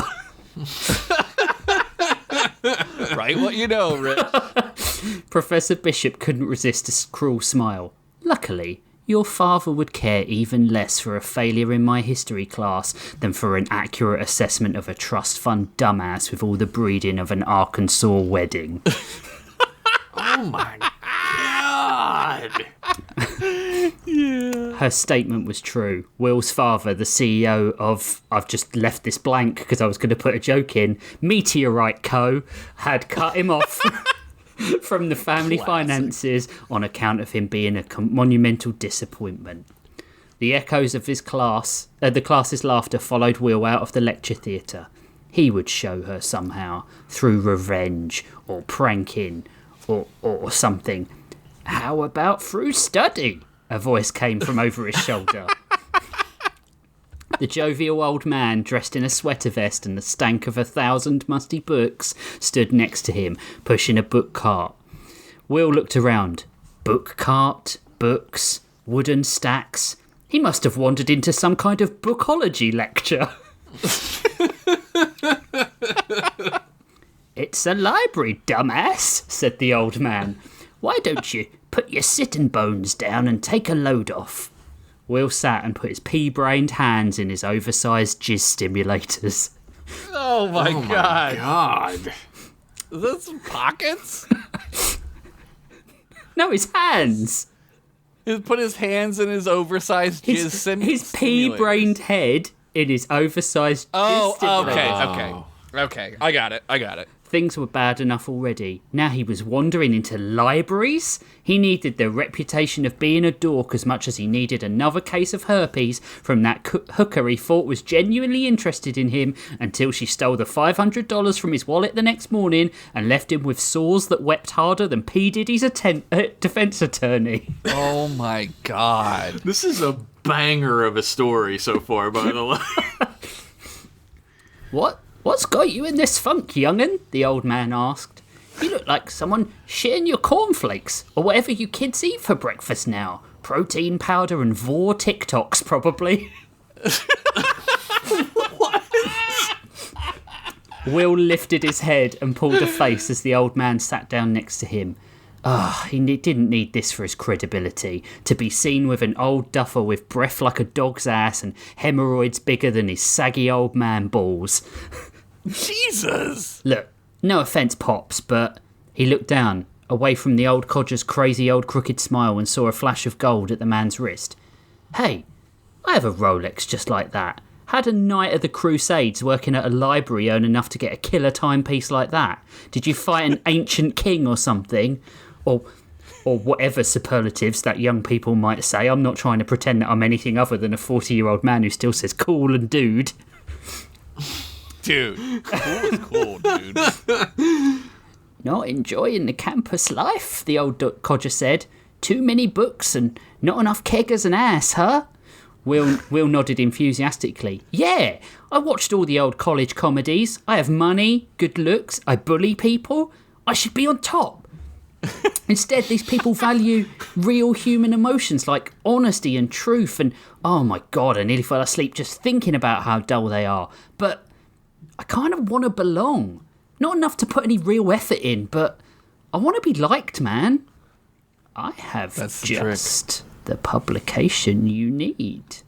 Will sighed. Listen, Cranky Kong, if it ain't a vintage Playboy or a book on how to make a pipe bomb, I'm not interested. Pipe bombs? The library. He went from asshole to like school shooter in like 2 paragraphs. That's how it happens. That's it, true, yeah. The library crone placed a book on his lap. The Rewrite. Will turned the book over in his hands but couldn't find an author. Hey, what is... He turned, but the old man had vanished, only replaced by an echoing cackle. Will turned and saw an old hand and head duck behind one of the stacks. Hey, I can see you, man. The librarian slinked back even more, his continuing laugh echoing even more. You're right there in the... He read the sign above the alcove. Ominous atmosphere section. Little on the nose, but whatever. I knew it was coming. The old man stepped back and tripped over a stack of books. Ah, my fucking hip! Oh, to hell with this shit. Will got up and left the library. It was a few hours before Will thought about the book again, even though he'd been holding it on the way home. To be fair, he'd also been holding a 6-pack of energy drinks and the new flashlight in the shape of B. Arthur's stern mouth from Golden Girls he just bought. Oh, What the fuck, Rich? He's fucked up. do they have a point system for those? But later in his dorm, as the post-nut clarity and energy drink come down hit, he eyed the book at the end of his bed. It was a green hardback book, made in the days before dust jackets, its flocked material cover-worn, shiny in places. He opened it, the cover opening with a creak, like your arthritic mother's legs when she's fishing for fresh meat like some sort of young man pitcher plant. Wow. Wow. The first chapter stared him in the face. Wealth. He studied the contents. History, sports, politics, diplomacy, romance. Typical, he thought. This book could have actually taught him stuff, but instead it was just a load of shit only nerds would take an interest in. Where was the chapter on drag racing? Or UFC? Or how I think that's in sports. Or how to properly leverage your acoustic guitar talents at parties when everyone is having a nice time and the focus isn't on you for 5 fucking minutes. Dude, don't even... Oh my god. As he thumbed through the sections in the pages of the book where there were random empty spaces in the paragraph where dates and names would have naturally been. In the inside cover, a stamp read, "Property of," but the library stamp was incomplete. In a petulant fury at this worthless piece of shit, he graffitied the book, threw it towards his book bag, and fell asleep. The next day felt different somehow, as if the air was lighter and the mood was generally happier. On the quad, people were dressed in dorky flood pants and thick glasses, doing little dances and chuckling. He looked up at the crest on the main building, where the DNA strands of the Rosalind Franklin University should have been, now replaced by 2 crossed rainbow braces. Under the crest, the motto of the university had been replaced to read, Ego Feci Quad. Fuck no, Will whispered. Aki Yoshiyama was eating lunch under a tree, sitting on her favourite bench on campus, i.e. the one no one knew about so she couldn't be bothered. She was aware she was attractive, and that every weeb within jizzing distance would have torn off a nut just to get the time of day from her, even if that time of day was fuck off and die o'clock. Damn. My favorite time to jerk off. All she wanted to do, just once, was to eat lunch without catcalls, without ogling, without someone assuming she was here because she blew the teaching staff, parentheses, which coincidentally is how your mother got into her alma mater, Blowhio State. Wow. Go fuck eyes, double parentheses. Wow. Oh my god! Lord's note for the uninformed, the Buckeyes are the football team of Ohio State, who are apparently a good college team. I wouldn't know because I don't have the time to watch a game that takes 60 commercial breaks every time a fucking quarterback takes a second to scratch his balls or something. Triple parentheses, 2 parentheses jokes? God, I'm a good writer. Close triple parentheses, close double parentheses, close parentheses. Fucking Jesus Christ. synchronicity. God, I'm a good writer. Yep. Or that she got here because her dad had paid them off, rather than the fact that she was just a fucking genius. Her already crippling depression hit. She had only taken a bite of her tuna melt when that fucking Rehypnol threat made flesh Will Castle was rushing up on her.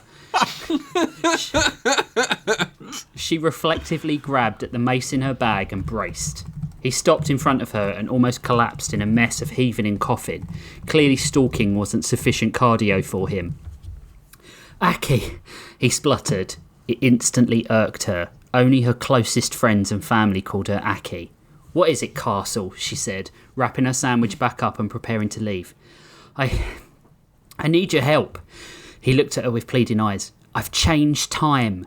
She nodded and patted him on the head patronisingly. Well, Moonlight Savings was a few weeks ago, but well done. Timepieces can be tricky. No, you... He brandished the textbook at her. Look, I've messed up the present, Biff Tannen style. His hero, Biff Tannen.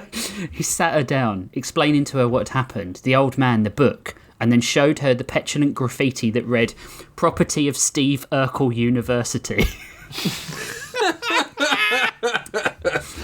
Did I change that? Aki simply shrugged. What? Urkel is a revered university. Tell me who he is, Will stared at her. Who is Steve Urkel to you? She racked her brains, but drew a frustrating blank. I don't know. It's just a name. He pulled his grandfather's old TV guide, the only thing he had left the boy in his will on account of not really caring for him, from his pocket. On the cover, a gormless-looking Jaleel White pulled at his rainbow braces. Why the hell would a medical school have this goober as its patron? Why She not? looked up at him, something in the dread in his eyes convincing her. Tell me everything. Aki and Will sat in Professor Bishop's empty lecture theatre and studied the book, flicking through the pages to find the gaps were everywhere. We can change anything, Aki said. There's a gap for who won the Battle of Agincourt, infant mortality rates, the viewing figures of the Joe Rogan show. They should be the same. The infant mortality rate and the viewing Yes. rate. God, Josh Very low. Henderson, giant fan of Joe Rogan, hates babies. I said low. Boring. Will picked up the book and flicked to the medical section. He scribbled something in a paragraph he had searched for. Suddenly, he had to readjust how he sat and pulled at the groin of his jeans. Aki grabbed the book from him. Average male peanut... Oh, for God's sake, Will. I mean, I'm just bringing the rest of the world up to my average, he shrugged. Okay. Well, 2 can play at that. She flicked through the medical section and found the orgasm by penetration statistics and quickly changed it to 100%. I think we just ended all war in 2 paragraphs, she laughed. As she stood and paced around the room. But what now? We could do something truly great with this book. But it needs to be careful, considered. You just did. We could really mess things up if we don't. She took her phone from her pocket and started a list. It needs to be meticulous. We can't just change things. Will took the book back as her back was turned, flicked through and changed the end date of World War I to one day after it began. He looked up when he couldn't hear Aki. Aki? But she was busy watching as their surroundings started to change. Where once the banners of the lunar colonies hung, they were now at some grand military academy. The room began reforming, grey and lifeless and concrete. Posters began popping up everywhere, warning of the dangers of interbreeding with lesser races. The class filed in, all white, and saw Aki. They pulled weapons from their uniform holsters and aimed at the Japanese girl. And then the room was back to normal, empty but for the two of them. Willy-nilly, she turned, and he sighed in relief. What the hell did you do, Will? Well, I made it so the Great War only lasted a day. He shook his head. It was like an NRA sock hop down there, wasn't it? But then... Do they have that? Yeah, why not? Should we go? No. No. I added some numbers to the one, so it went back to the 1,567 days that World War I lasted, and everything went back to normal. Hey, that's pretty good maths, she said, impressed for a second. What about something like measles? We could eradicate a disease that millions have died from. Will shrugged. You want 17 Hitlers? Works for me. It might mean I didn't have to have those shots, although I wouldn't get those sweet lollipops either. She scribbled into the book, and the building around them melted away. They were in the cold streets of Tycho City, where once she wore leggings and a jean jacket, she was in full biohazard suit now. As the sounds of moans assailed them, she lifted her head to see the world they'd created. The campus was strewn with medical quarantine tents, piles of the dead stored outside them, attendants burning them all with flamethrowers. She quickly scrolled her phone. This new plague has defied all previously established medical interventions, Aki read. Did we just set back medical progress a few hundred years? She turned to Will, who looked grey, red mottled spots all over his face. He nearly collapsed until she came to prop him up. Good end. You've looked better. Are you saying you've been checking me out? Will muttered. Nice. Let him die. Let him die. A shadow fell over her. I'm sorry, miss. Your friend will need to be neutralised to stop the spread. A large biohazard suit-cladded security officer moved Aki to one side with his rifle as others grabbed Will. As the man held Aki back, the others pulled Will over to the pile of burning dead, ready to add him to the mountain. No! Aki screamed, tearing the rifle from the guard and holding it towards them. The weapon shaking in her hands as the muzzle pointed it between the three of them. Drop him, now! The men looked to each other, thinking that Aki wouldn't do it in a typical male assessment of women and their abilities. Aki responded by littering the floor in front of them with bullets. Immediately they allowed Will to fall to the ground, then retreated away quickly. Aki picked up Will and ran. Will had enough strength, barely, to help pull the wooden planks from one of the hastily boarded up house doors, and the two of them went inside. When they were sure they were clear, Aki slumped down on the sofa.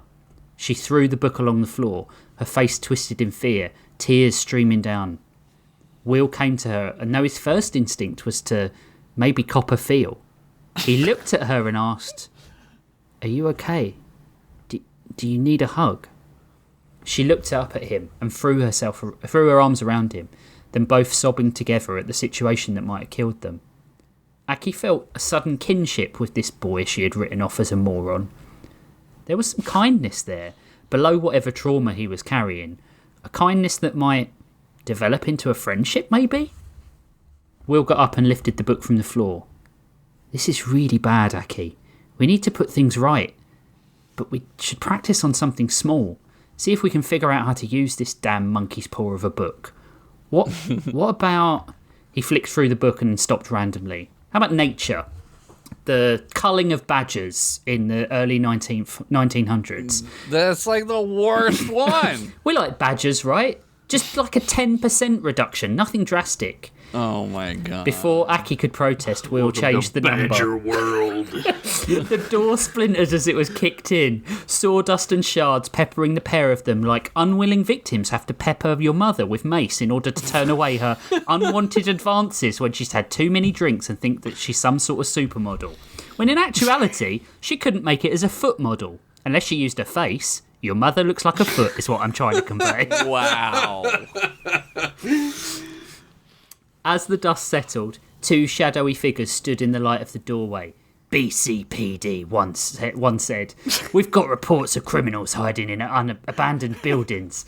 As they stepped into the light, their black furry arms holding guns. Badger World is real?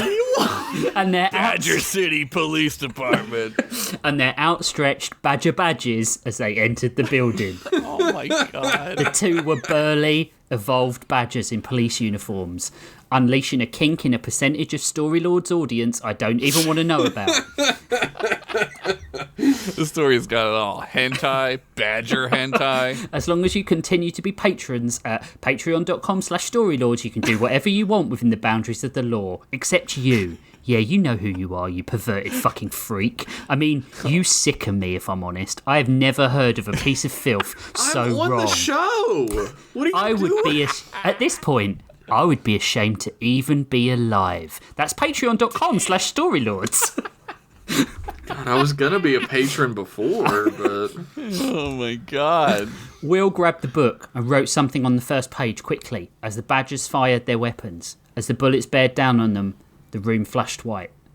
Anaki and Will found themselves on her bench in the centre of campus under the tree she loved, the crest of the campus that had now corrected itself to the Rosalind Franklin University. "Ah," Will sighed. Aki threw her arms around Will. "I thought we were done for. What did you do?" He opened the book and showed her the front page, once empty, which now read, "Dedicated to my friend Aki. Any additions to this book are fictional and any similarities to any actual situations are merely coincidental." That was fucking amazing. "I'm really impressed, Will." Aki laughed. Maybe Out monkey's paw the book? maybe there was hope for this doofus after all. He's gonna be a lawyer when yeah, he he grows up, outsmarted a monkey's paw book with copyright regulations. man. With fucking law minutia. He had really impressed her. "Are you hungry? Shall we go get lunch? I'm ravenous." Will set the book ablaze with his lighter, watching as the history rewriter couldn't be overwritten again. "Sounds good to me, Aki." The two walked off, arm in arm, but as the pages of the burning book floated open to romance, a scrawled note in the margin read, "Aki Yoshiyama will fall in love with Will Castle slowly and without realising it." "Hello, Dr. Lee Wen again. When you meddle with the past... little bastard! When you meddle with the past, can you really strengthen the future? Tell my wife. She's always trying to dig things up that should stay buried. My feeling is, even if you wash a leopard, those spots aren't coming out. Unless those spots are dirt, I guess, but who washes a leopard anyway? Maybe I should talk to the people in the animal containment episodes. Anyway, see you next time when you return to the Omnizone. The end. That was a great fucking great. story, man. Like chock fucking full of jokes. I Holy shit. fucking love that idea of like the fucking like Homer goes back and steps on the bug. Yeah. And I love that shit so much. I had a few ideas for this one that didn't stick, and then I was like, oh, what if it was a textbook or something like that? Like a Biff Tannen almanac-y type of deal. Like the almanac, yeah. That was great. That was bad 10 by out of one. fucking 10, dude. So are they not going to fall in love, or are they? Who knows? Well, Who even not genuinely. knows? Wow. Well, he wrote the thing about What it is not being love? real in the book, though. Oh, Yeah, so what? don't know. Yeah. Who knows? That's the power Who knows? of the Omnizone. Books. Check them out. Books. Check them out. That was great. I'm glad you liked. I That's liked all the visceral explanations of pulsating wounds and pus-filled Yeah. like goiters and stuff. And toilet That was- paper and... Yeah, Wonder where that I came like from. that. I don't know. living is truth. That was a 10 out of 10 fucking story, dude. That might be one of my favorite things you've ever written. Yeah. Oh, thanks. I like You were, these... you were batting 1,000 this season. You should be sick all the time because you write sick when you're sick. Yeah. Do you know what? I've written it over a good couple of days, and I couldn't tell you what the fuck I had written. So I'm glad it all came together. Dude, you just wrote in your real Omniverse book. Rich writes. I did it again. Rich writes his story for the show, and then it just popped up. Yeah. There you go. That's how. Well, I've got a hexed book of my own. That's good, Ja Rich. Thanks. Thanks, Ja Jeff. Rejefulous. Oh, right. That is 2 episodes down already. Only however many. 24. Yeah, 24 left to go. But who's counting? I was going to leave it vague. Because there will undoubtedly be some breaks in this series. Because We always that. do the same amount, but, Yeah. right? Yeah. Look, they don't give a fuck about any of this. And neither Not the- do I. Not the logistics. So that now we're going to close the cover on this week's stories. The prompts. Let's get those ready. The first one this week is Long Lost Siblings by Matthew Fridley. Wow.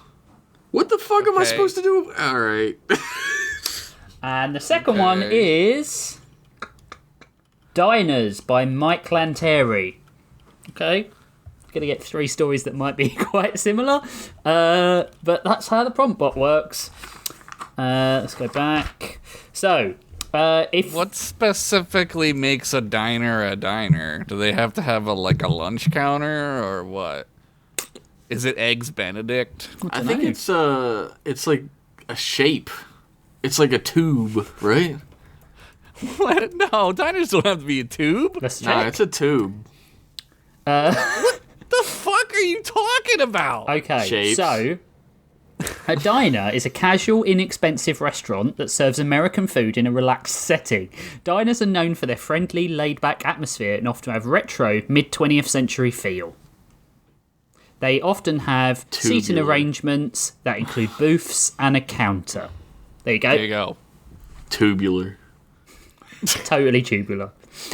But architectures, many diners are narrow and tube-like and have lots of booth seating, which makes them resemble train cars.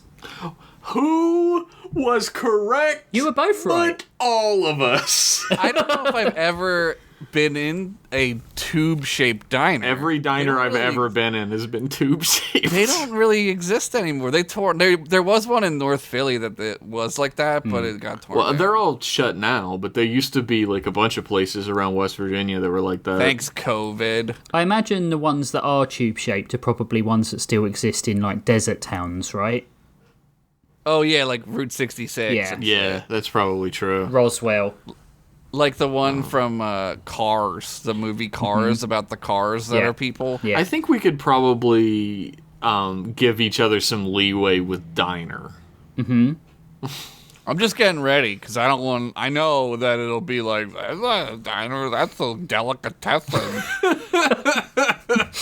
I know it's coming. That was a perfect our listeners impression you just did. Actually, it's a delicatessen. They serve hoagies. If you want to torture us with prompts, then you need to head over to patreon.com/storylords, where for as little as $5 a month, you can suggest prompts, join the Discord, read the stories on the website. For $10 a month, you get access to our sidecasts. We really need to do one of those.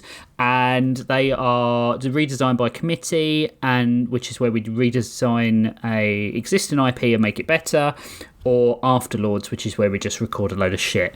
We did do an Afterlords recently, but that was kind of in place of a show, so yeah. There was a kinda free fucking- Afterlords. Yeah. And then for $15, if you're generous enough to do that, not only will you get our long-term love and affection, at least over the internet, not in real As life. long term as we can handle. Yeah, as long- Just speaking personally. And then Josh is afraid of long-term commitment. Terrified. And you also get a PDF of the book when it comes out and some creator credits in the book itself. We have a big announcement to make. We are now on YouTube, or will be by the time that it comes out. We have had a very, very generous person, John Anderson, offer to help us get the stories up on YouTube, and he's worked incredibly hard. He's been an absolute dynamite. So that's not a term, is it? He's been an absolute dynamite. He's been... I love it. An absolute dynamite is what I said. Dynamo is what I was going for, which still is a pretty shit way to describe him. He's been really good, and we're really grateful. So John Anderson has been he's been designing some stuff so that the things can be uploaded, the stories can be uploaded on YouTube. Yeah, he's in charge of the YouTube. He's gonna be uploading episodes and doing promos and stuff, and like little snippets of episodes we can post on socials. He is the master of the tube. Yes. Thanks, John. That's awesome. Tube Lord. Tube Lord. Tube Lord. Tube. So, yeah, big thanks to John. If you see him in the Discord, please thank him. Pizza Popper. He's doing a really good job.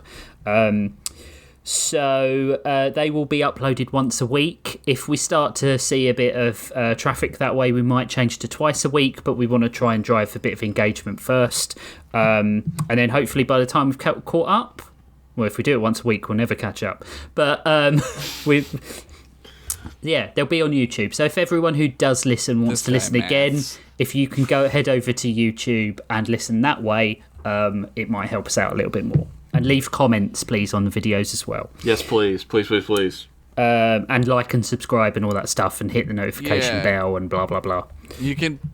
A equals D. I don't care. Write whatever you want.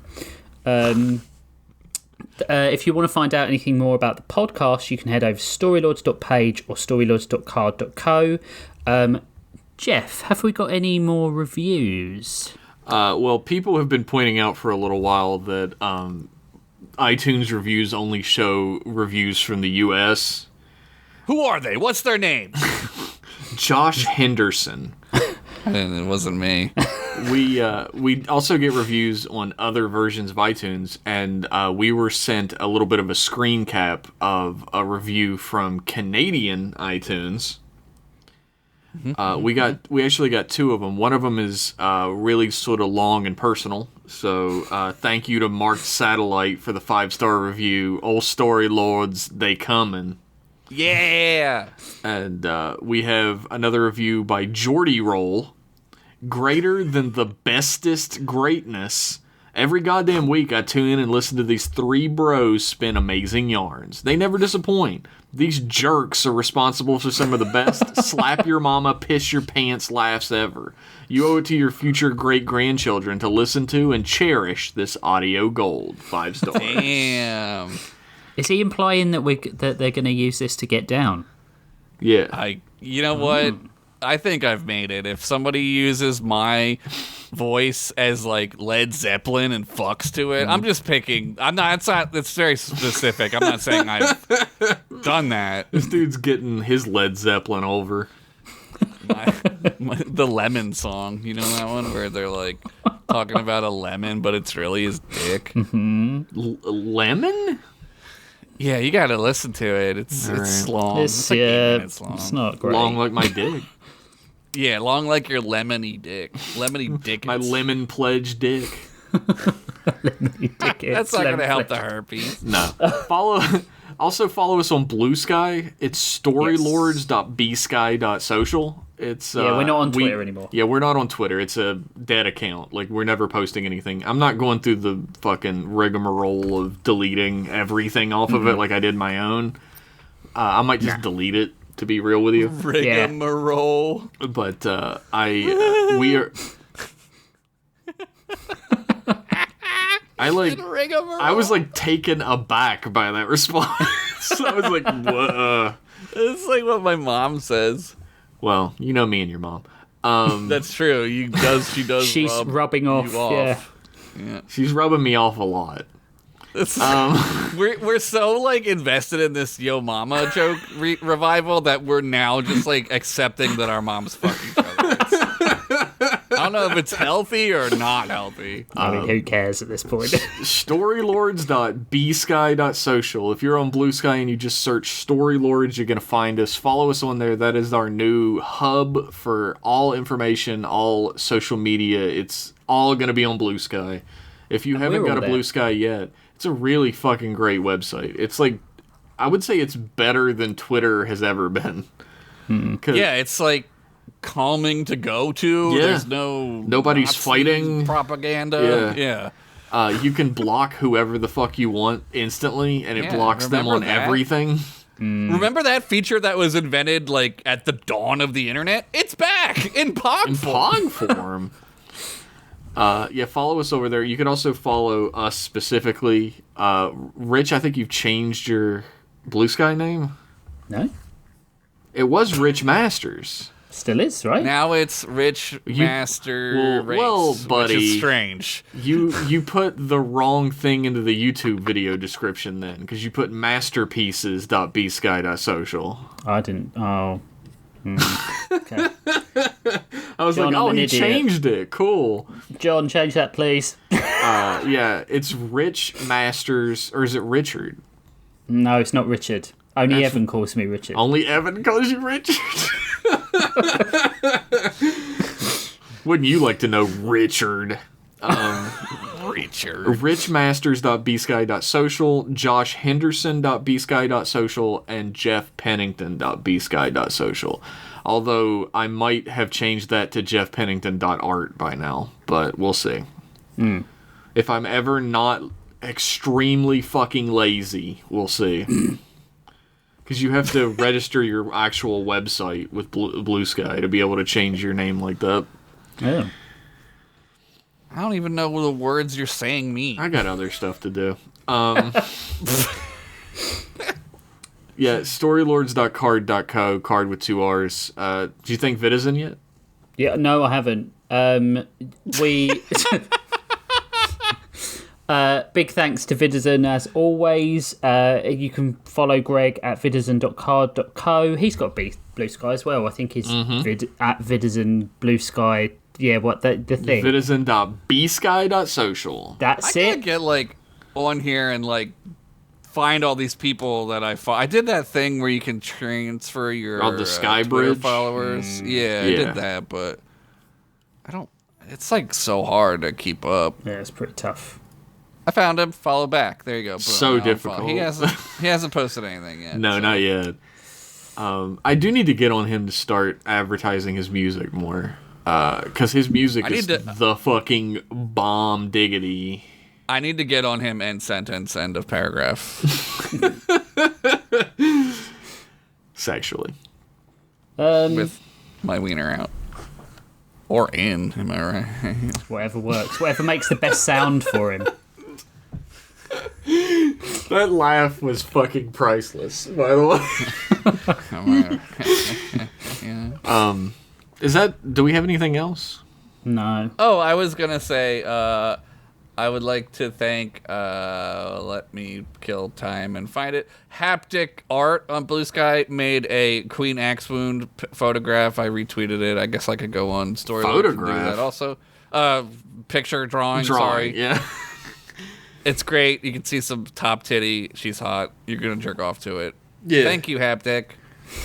Yeah, thank you to all of the fan artists that Nate Bit Gurney, who does our animated intro, Bractor, Hoobie Doodles. Hoobie's Great doing name. some good stuff. Just everybody who's doing fan art for the show. It's all so fucking sick. Thank you so much. And if you want to do fan art, send it to us at storylords.bsky.social. Yep. All right.